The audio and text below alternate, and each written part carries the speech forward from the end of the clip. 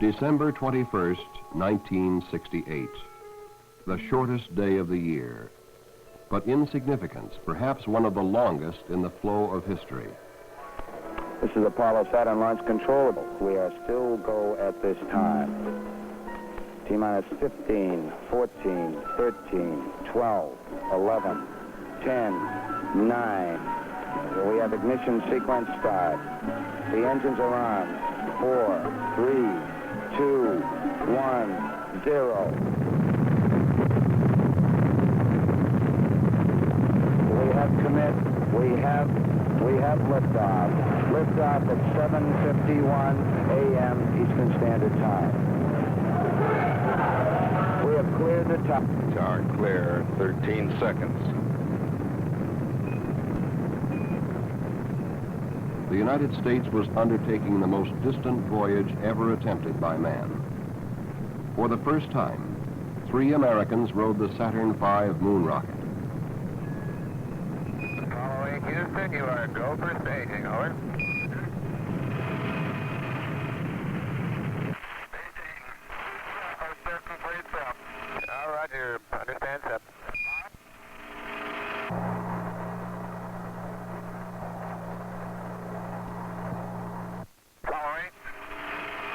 We hear you loud and clear, Apollo 8. Okay, our first stage was very smooth, and this one is smoother.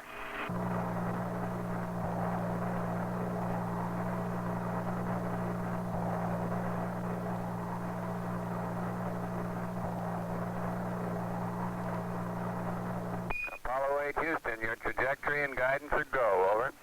Thank you, Michael. Yeah, you're looking real good, Frank. Frank Borman, Jim Lovell, and Bill Anders were about to leave their cradle Earth and face the infinite frontier. Apollo 8 Houston. Go ahead, Houston. Apollo 8, you are go for TLI, over. Roger, understand. We're go for TLI.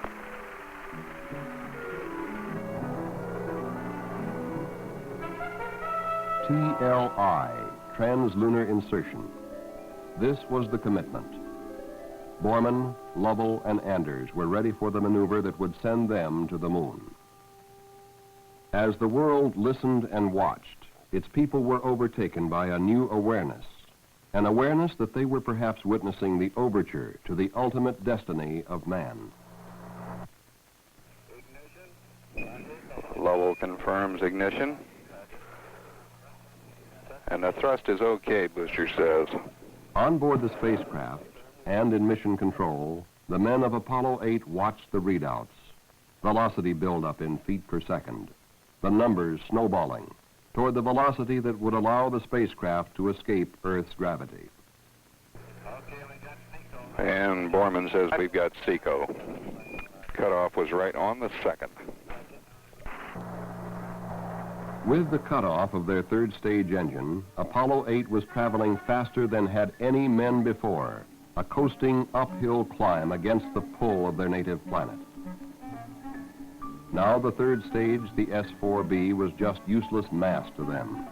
It was jettisoned, then later placed into an orbit around the sun. The crew of Apollo 8 turned around for a look. Houston, Apollo 8, how do you read? You're loud and clear, Frank, how are you? Roger, we're loud and clear. We've taken pictures of the S-4B. The post-separation sequence is completed, and we seem to have a high gain. Give us a clue as to what it looks like from way up there. Roger. I can see the entire Earth now out of the center window. I can see Florida, Cuba, Central America, the whole northern half of Central America, in fact, all the way down through Argentina and down through Chile. So you picked a good day for it. Houston, for information, I'm looking through the scanning telescope now, and I see millions of stars, most of them the venting from the S-4B. The crew of Apollo 8 now settled down to the routine of the outward flight. Systems checks, observations, navigational star sightings. Jim, I've just been looking at your marks with respect to accuracy, and they figure they're within a couple thousandths of a degree of the theoretical optimum. Lovell's proficiency in navigating the spacecraft with its onboard optical instruments would eventually earn him the nickname the man with the golden fingers. His speed was such that he would be requested to slow down so that the earthbound machines recording the data could keep up with him. The accuracy of his sightings was virtually flawless, symbolic of the entire mission. A mission so accurate that several of the planned mid-course corrections would be dropped as unnecessary. Astronauts, spacecraft, flight controllers, computers. The precision was fantastic. Then, on the second day out, the world looked in on the crew via television. This transmission is coming to you approximately halfway between the moon and the Earth. We've been 31 hours, about 20 minutes into flight. We have about less than 40 hours left to go to the moon. So Apollo 8 glided on silently, farther from Earth than man had ever before been, a microscopic dot of life in the cosmic void. Around the world, in Goldstone, California, Madrid, Spain, Canberra, Australia, the gigantic antennas of the Deep Space Network tracked Apollo 8, received its communiques, picked up the voice of its telemetry. Only for the 40 minutes of its transit behind the moon on each orbit would Apollo 8 lose contact with Earth. Then, on the day before Christmas, the network zeroed in on the spacecraft television antenna for the second broadcast to Earth. All right, you're all looking at yourselves as seen from 180,000 miles out in space. Mike, what I keep imagining is if I'm some lonely traveler from another planet, what do I think about the Earth from this altitude? Whether I think it'd be inhabited or not. You don't see anybody waving, is that what you're saying? Well, I'm just kind of curious whether I would land on the blue or the brown part of the Earth. You better hope we land in the blue part. Shortly after they turned off the television camera, Borman, Lovell, and Anders ended their long climb away from Earth. Crossing the point where the gravity of Earth and Moon just balanced, they became the first men to fall toward another celestial body.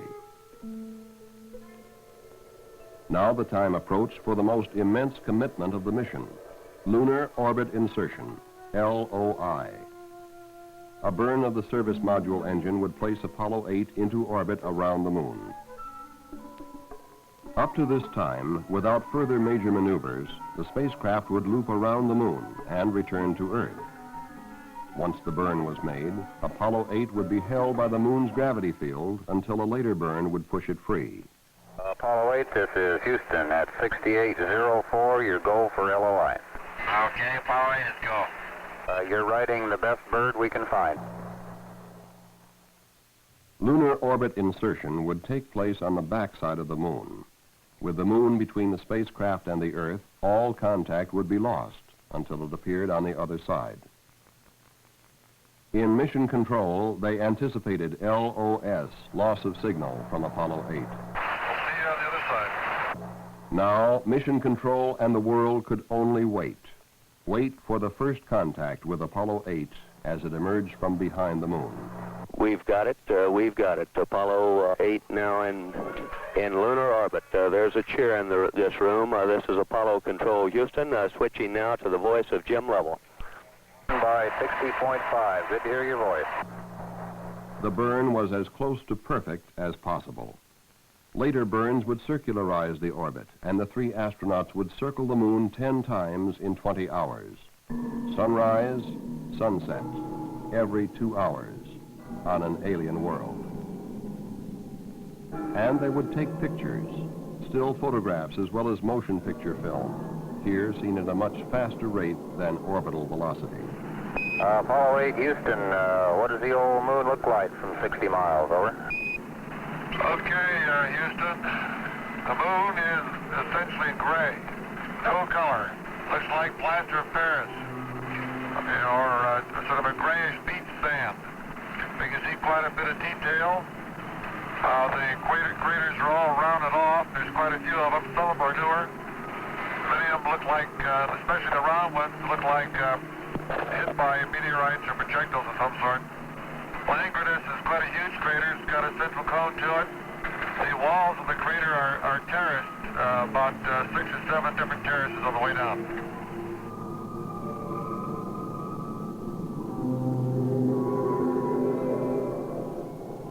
The world saw and heard the first live telecast of the lunar surface. Hey, Bill, how would you describe the color of the moon from here? The color of the moon looks a very whitish gray, like dirty beach sand, and with lots of footprints in it. Don't these new craters look like pickaxes striking concrete, leaving a lot of fine haze dust?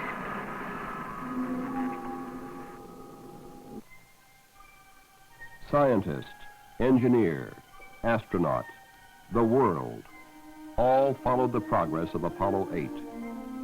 For this was preparation, an advanced scout marking the way for those who would follow, those who would orbit, those who would land, navigate, track, observe, record, describe.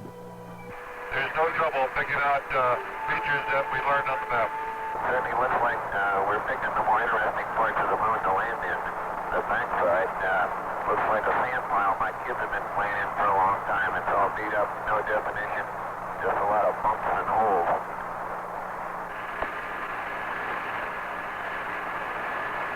The area that we're over right now gives some hint of possible volcanics, so I really can't eyeball it at the moment to pin that down. No, there are some craters and buildup definitely suggest volcanic activity.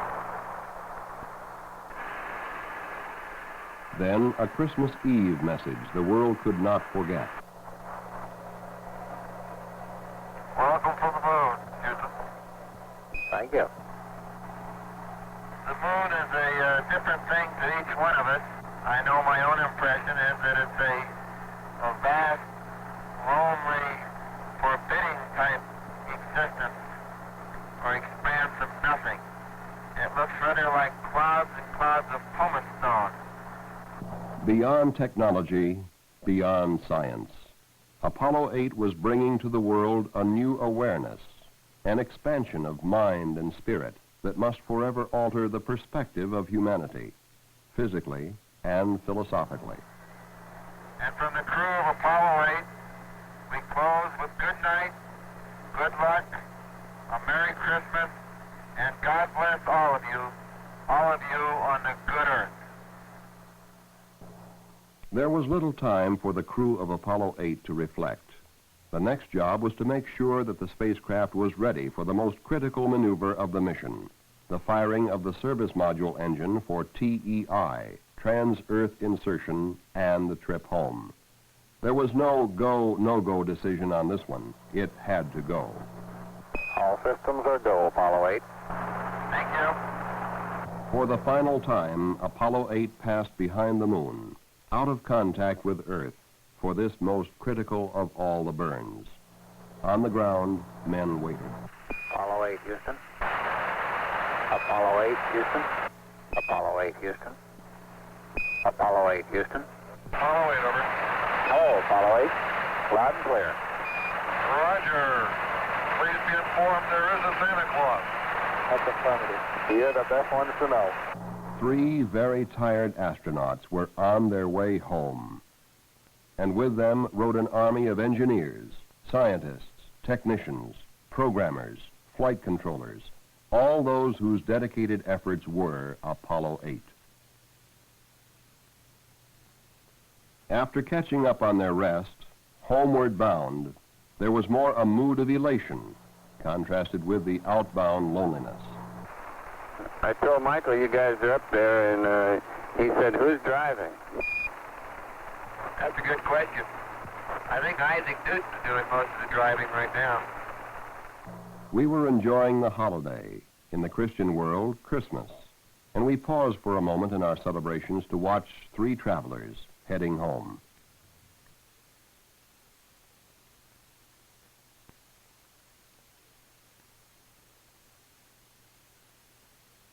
As many of us sat down to our Christmas meal, Borman, Lovell, and Anders were enjoying theirs. It appears that we did a grave injustice to the food food people, Santa Claus brought us a TV dinner each, which is delicious. Turkey and gravy, cranberry sauce, grape punch, outstanding. Roger, Jim. Glad to hear it. You know, we're down here eating cold coffee and bologna sandwiches. As on the way out, there were periods of work. The navigational ability of the spacecraft and crew was proving phenomenal. And periods of rest, a single man on watch. Well, Ken, that just leaves you or I. How about you and I? Anything exciting happen today? Real quiet down here. Everybody's smiling. Everything's pretty calm, like it should be on Christmas. Very good. Yeah, Milt says we're in a period of relaxed vigilance.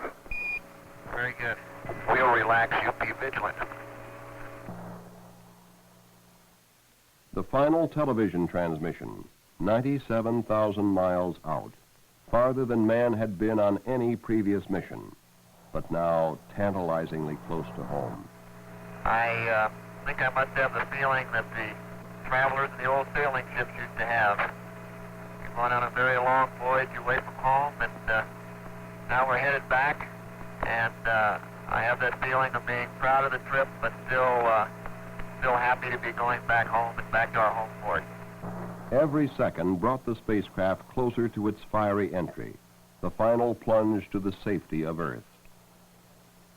On the morning of December 27th, the word was given to Apollo 8. The pyrotechnic devices that would separate the command and service modules prior to entry were armed. Apollo 8, Apollo 8. Your go for pyro arm. Everything's looking good. Roger, everything's looking good here, Ken. On schedule, the command module jettisoned the service module to expose the main heat shield, aligned itself to entry attitude, and slammed into the atmosphere at 25,000 miles per hour, faster than man had ever traveled until Apollo 8.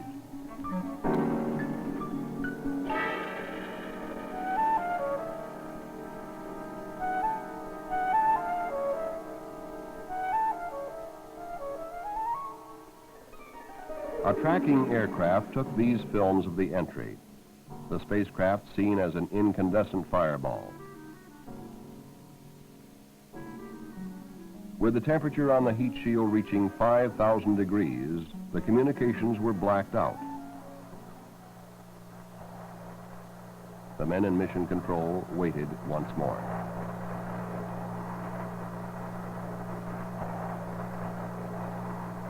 Ken Mattingly just put in a call and just frankly labeled it a radio check. He's gotten no responses yet.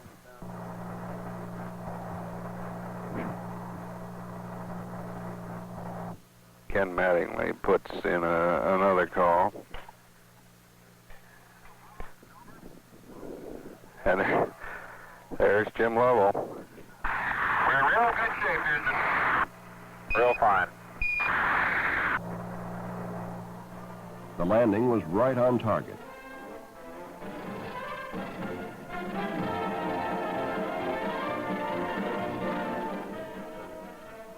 Later, Frank Borman would report passing over the recovery ship as Apollo 8 drifted down toward the sea on its parachutes.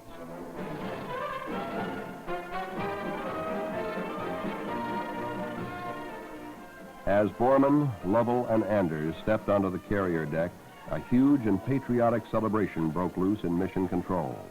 A celebration echoed by the hundreds of thousands of men and women who were Apollo 8.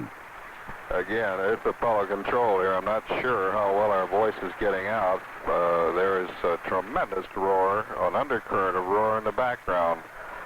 And I have never seen the degree of this emotional outpouring in any previous mission, including Alan Shepard's.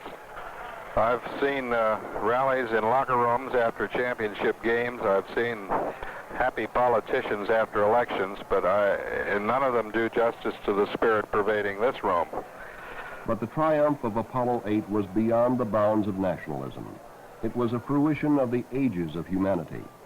The first Chinese setting off a gunpowder rocket, the Englishman, Newton, the German, Kepler, the Russian, Tsiolkovsky, the American Goddard. For one moment in history, the nations of Earth were united in the eternity of deep space. In Havana, in Washington, in London, in Moscow, in Tokyo. All of mankind joined 3 Americans, orbiting 60 miles above a stark, lifeless world. In the beginning, God created the heaven and the earth. And the earth was without form and void, and darkness was upon the face of the deep. And the Spirit of God moved upon the face of the waters. And God said, "Let there be light." And there was light. And God saw the light, that it was good. And God divided the light from the darkness. The vast loneliness up here on the moon is awe-inspiring, and it makes you realize just what you have back there on Earth. The Earth from here is a grand oasis in the big vastness of space. Give us, O God, the vision which can see thy love in the world in spite of human failure. Give us the faith to trust the goodness in spite of our ignorance and weakness. Give us the knowledge that we may continue to pray with understanding hearts. And show us what each one of us can do to set forward the coming of the day of universal peace. Amen.